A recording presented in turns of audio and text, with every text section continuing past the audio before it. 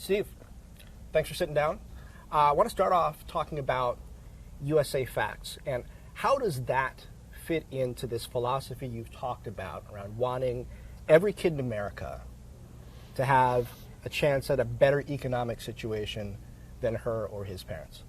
Well, the work on USA Facts really quite separate, but what it did was highlight for me just how tough on some sets of kids in America it is to advance economically compared to your parents. I mean, there literally are kids where if you're born in the bottom 20%, it's a 50% chance that you stay there economically if you're as the kid. Mm-hmm. And that stuff just doesn't seem okay to me. So on the philanthropic side, my wife and I are asking, how do we play a role in advancing the cause, which really means not only giving, but also participating in whatever system reform needs to happen by government.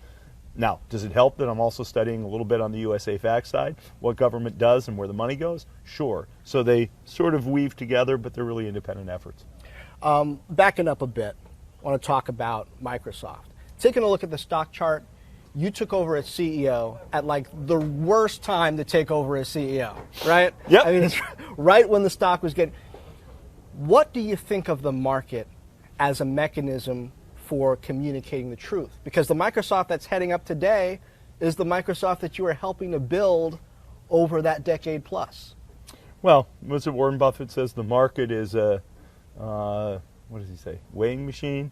It's a weighing machine, not a voting machine in the long run. Look, I think we did a good job building profits.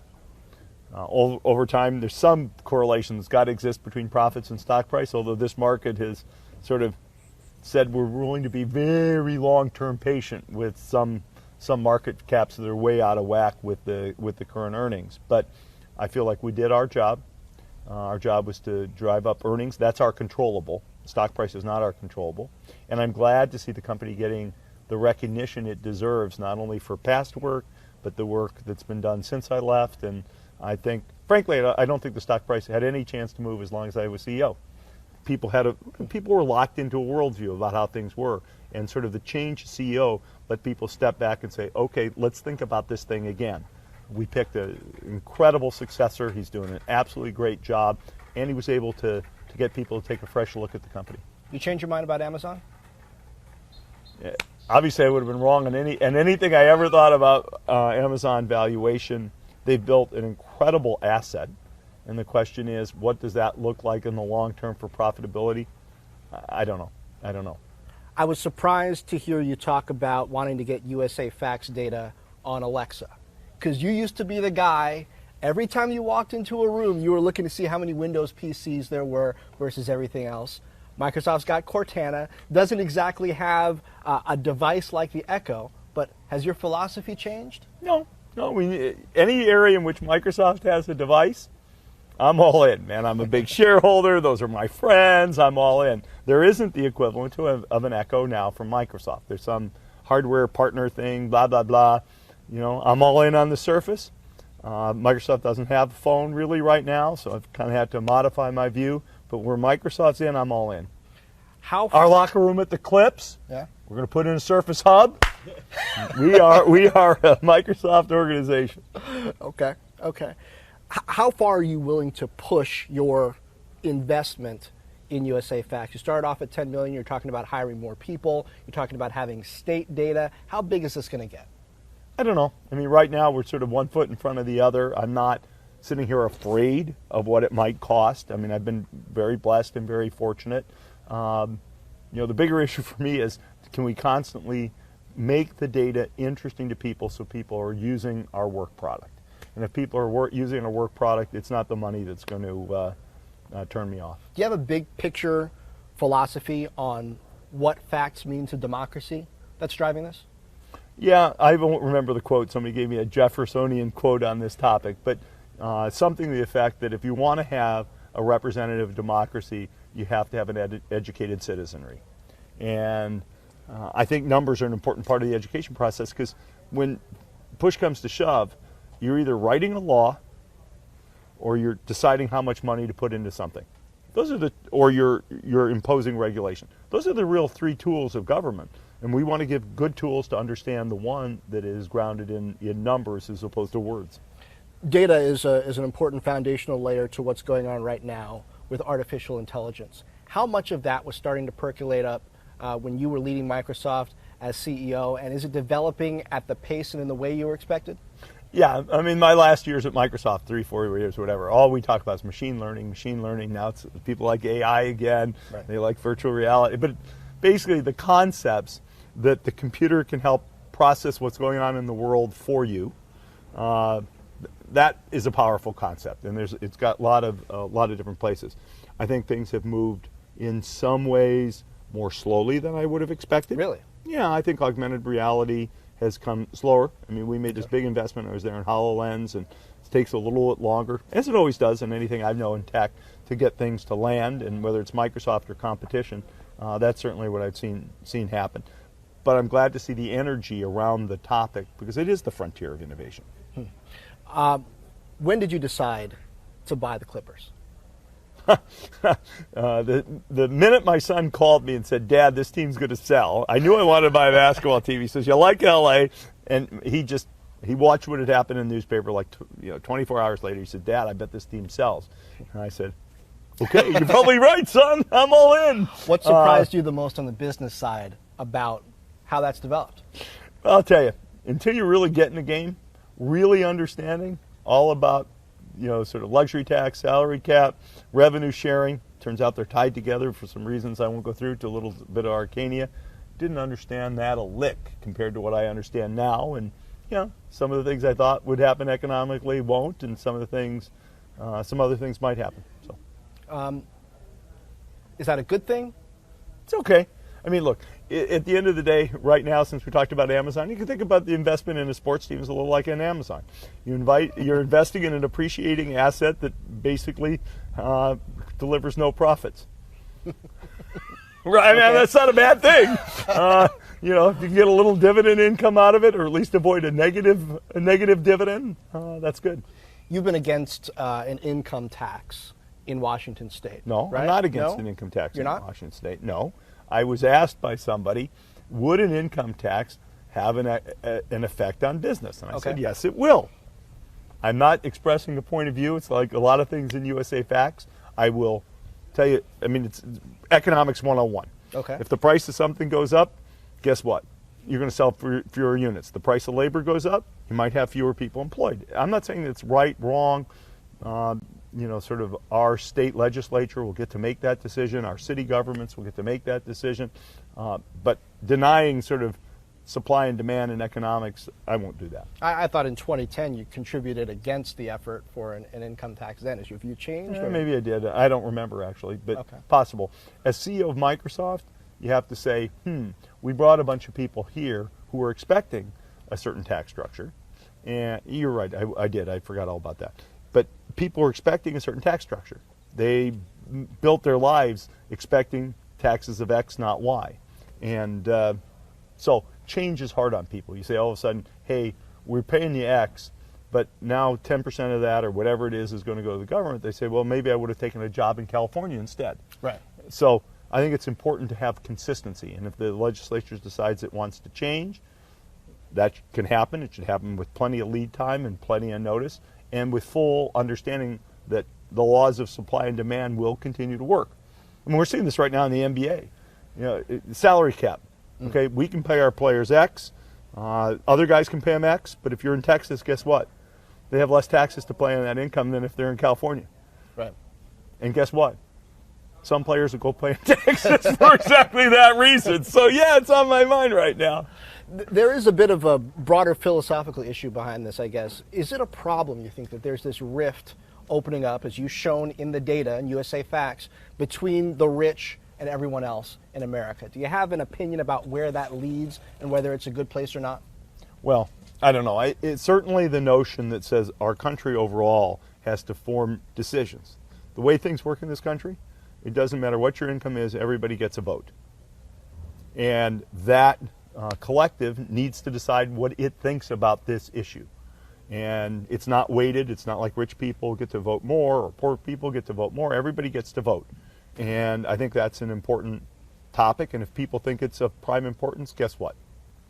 Somehow the system will evolve around that. From a policy perspective, do you have an opinion on healthcare? It certainly affects whether people chose to go work for Microsoft. You guys had some pretty competitive benefits there. We're now making some changes in the country based on cost. I think it's the most incredibly complicated issue you could possibly bring up. Okay. I mean, right now, my opinion, the biggest problem in healthcare is that normal market forces don't really work.